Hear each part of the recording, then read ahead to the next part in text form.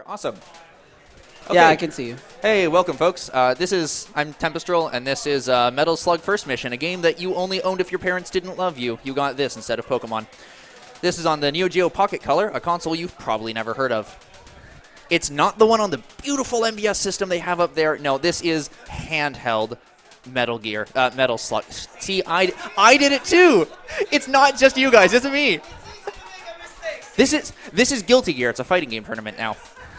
I'm not skipping anything. The timer's not supposed to be on. The timer starts when I go past here. So this is the button, yeah?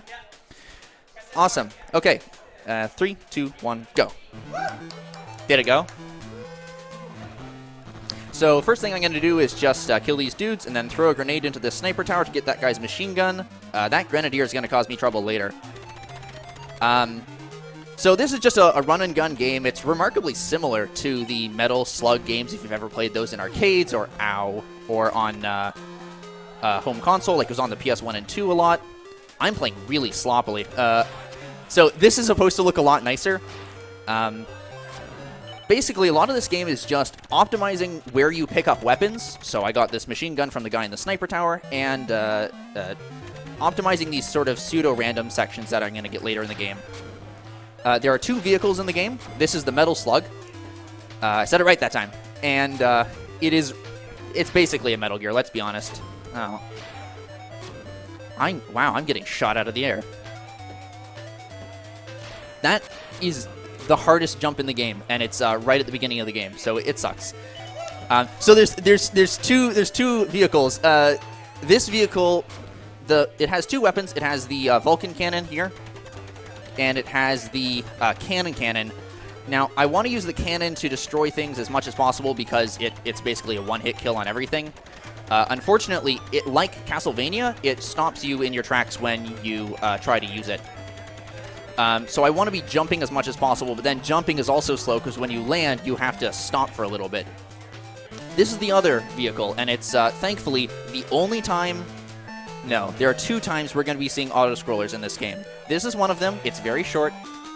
And then the next mission after this is an auto-scroller, and we'll never see it again.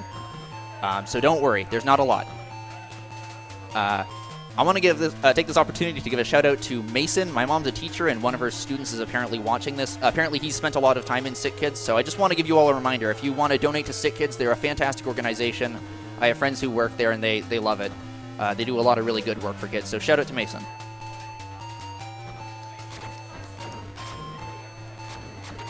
Another thing that I want to bring to your attention about this game that's really cool. So I'm the person who routed and learned this game initially, and one of the coolest things about this is the way that it's routed. So there are 17 missions in the game. Yeah, there's the 0th mission, 15 missions through that, and then the final mission, which is called Final Mission. I'll talk about that afterwards, actually. One sec. This guy has 256 health. Grenades do 24 damage in bursts of 3, so 8 by 3 damage is 24. I missed there for some reason. I've never done that before. And really, this boss is just about chucking grenades right in his face. There's a machine gun right here. We don't use it. It's slow. So what I was saying before, there are 17 missions in the game. I only go through 8 of them, I think. The way that this game is routed is really interesting. Some levels have multiple exits, and they will take you to different levels when you exit them.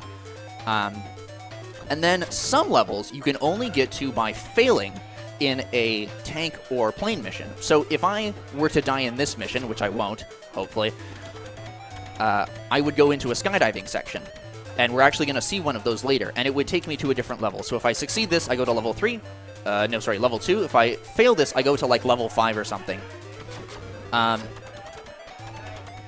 Similarly, if I fail a tank mission, then I go into a prison camp where I have to escape using only a knife. If I manage to succeed that, then I will get to go to another level as well.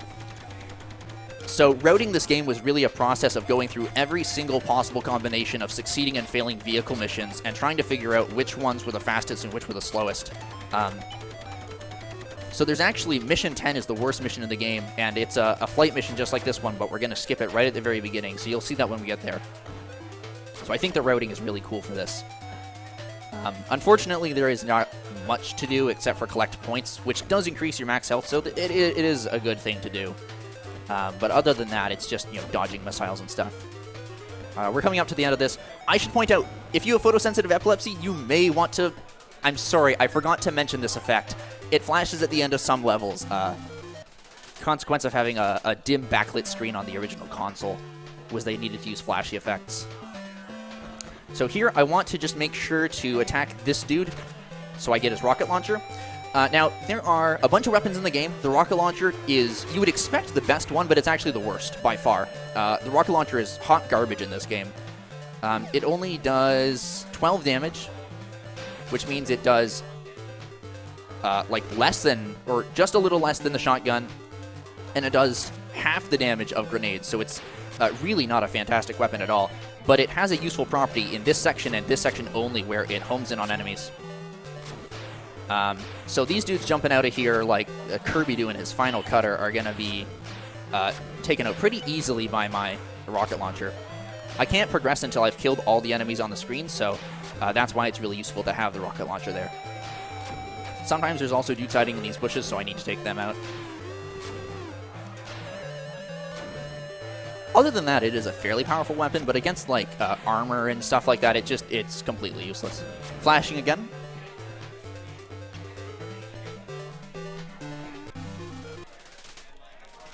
Okay, this is Battle in the City. This is the largest level. You get a whole big city to explore. Look at all this stuff. You got so many doors you can go into. You got guys roaming the streets. It's huge. It's amazing. It's wonderful. It's over. This level is 18 seconds long. Shortest level in the game. So much for a city. There's actually another exit out of there, but it's slow. So this is maybe my favorite level in the game, level 4. It's pretty technical because you have this water that slows you down, and you have these rats that sort of attack you like the mini Goombas in Super Mario Bros. 3. Like, they climb up onto you and then deal damage. You have jumps where you have to jump up and attack these dudes with the machetes, but then they can hit you on the way up, and then they can hit you on the way down if you're not careful. So it's... The way you have to do movement in here is really interesting. You also have fun corner jumps like that I just missed because they're sub-pixel perfect. If I hadn't jumped right when I did that, fish would have hit me. Ooh. Other than that, a lot of this game is actually pretty simple. There's not a whole ton of fancy tech. It's really just small optimization after small optimization. So for some people, that's like infuriating. And for some people, they love it. I'm on the fence. I haven't run this game regularly in a year, and I had to pick it up like 2 weeks ago so I could practice for this. So... Oh, it's not a real run if I don't shoot the light. I shot the light out. That's how you know it's verified. Which camera is pointing at me, by the way? Is it this one? Okay, so this is Night Flight. There's a big, like, boss at the end of this. It sucks. I hate it. It's awful. And it's slow. So we just straight up don't do this boss. I'm just gonna go here and get a crush death. Guess I'll die. So this is what happens when you fail a vehicle level. In the planes, you go to the skydiving sections. And here I have to... If I pull my parachute too early, I get shot at by missiles, and it sucks. 1, 0. Oh, that was, like, really, really close. Yeah, I got that on, like, the first or second frame I could have pulled out the parachute. That was really good. And it's ideal to land up as high as possible, because then I'm falling at normal speed instead of parachute speed. Here I'm going to kill this dude for his machine gun. These bees are a real pain in the butt. That dude's going to shoot me. Enemy behavior is pseudo-random. I don't entirely understand how to affect it. I don't know how to despawn those bees yet. That's probably the #1 thing that I want to figure out. Unfortunately, just depending on what weapons I get, these ambush sections can be either a real breeze or a real nightmare. Intelligent use of like grenades and other armor-piercing weapons like rocket launchers is really useful.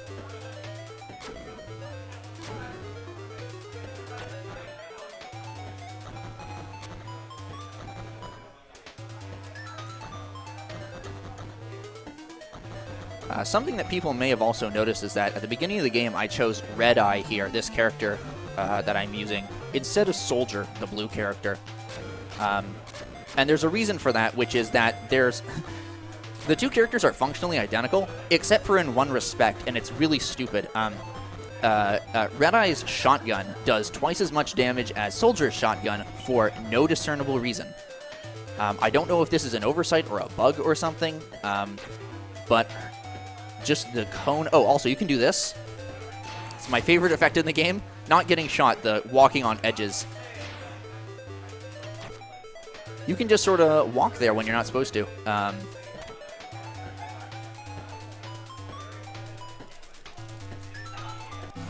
Come on. Okay, mission 14. This is my least favorite level. The tank is really unwieldy, and you got these this climb right up here with these exploding oil cans. As long as I take damage as I'm moving up and forwards, I won't get knocked out of that hit lag. Or I won't get knocked out of that jump, rather, and I'll make the jump successfully.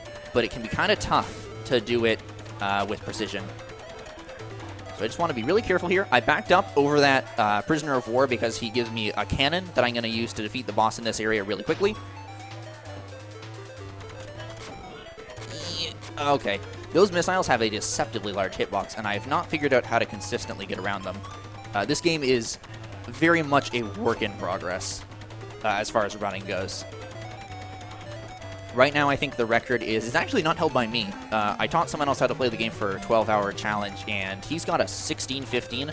No idea how he got that. And I watched the video. I still have no idea.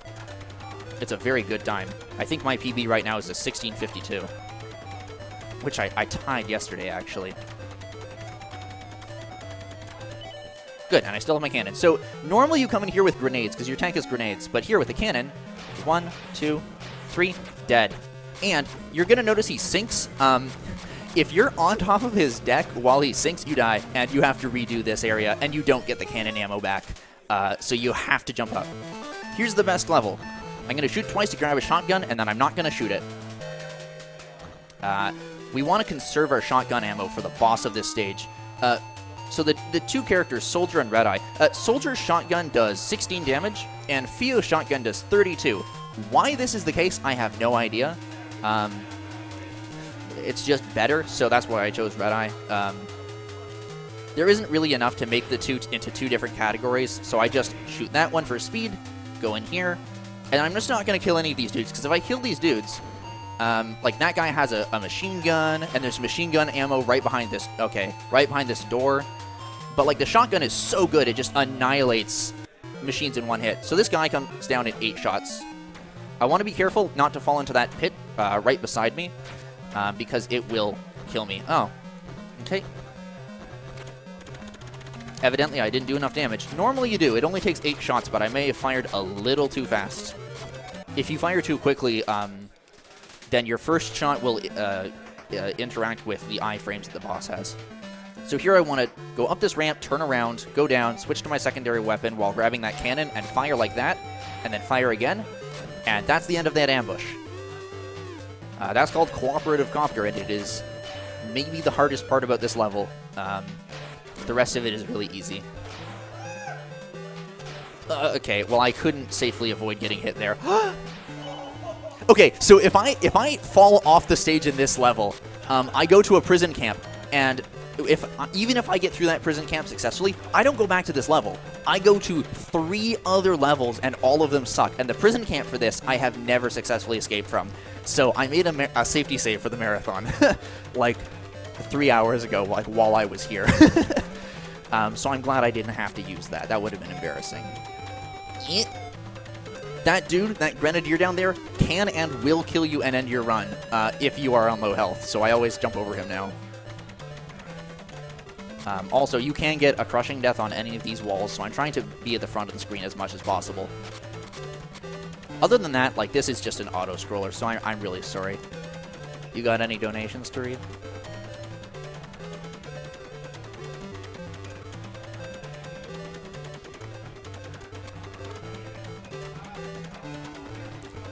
I don't like that jump. No, I don't like that either. Okay, and then, so we just have a little section here where I'm just going to be killing these submariner dudes. And then after that, Submariner?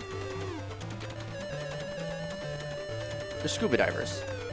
And then after that, it's the final level. So yeah, it's a really quick run. Now, fair warning, I will die on the boss. I am almost guaranteed to die on the final boss because it's maybe the most unfair final boss I've ever seen. So I'm going to shoot near but above this grenade dude to get him to throw a grenade. Throw. Eat.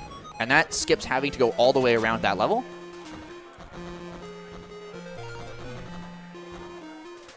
I want to kill that dude so he doesn't bother me. Or at least interrupt him. Here's the first boss. Yeah, easy. I don't really understand why this guy is here. He's not hard. I don't even need all this like machine gun ammo. I can fire it wherever I want. But I can't stand under that box because it will kill you. I'm gonna pick up the shotgun this dude has.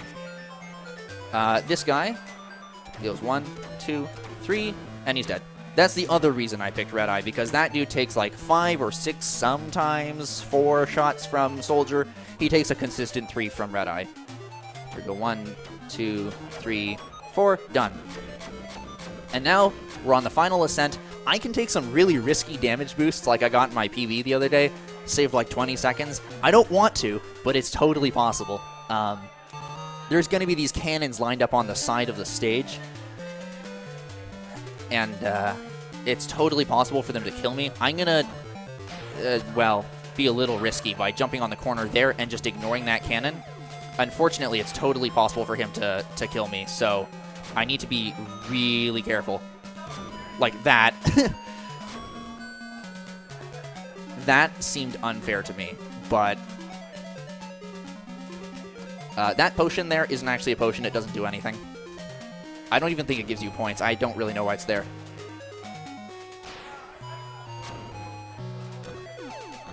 Okay, so I'm... Oh, please don't shoot me.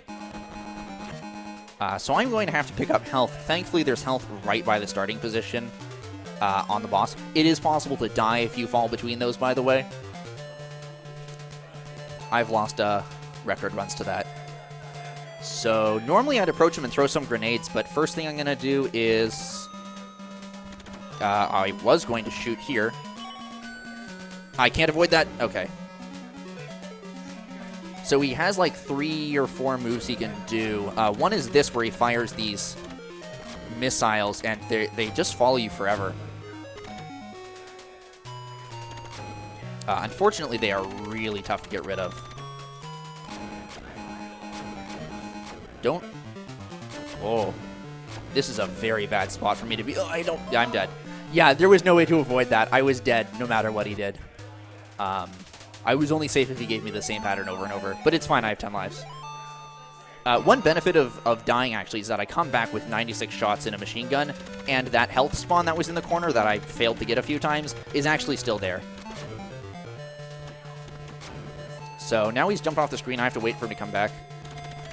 I'm never quite sure if he's going to jump onto the deck of the blimp or if he's going to jump onto one of these platforms.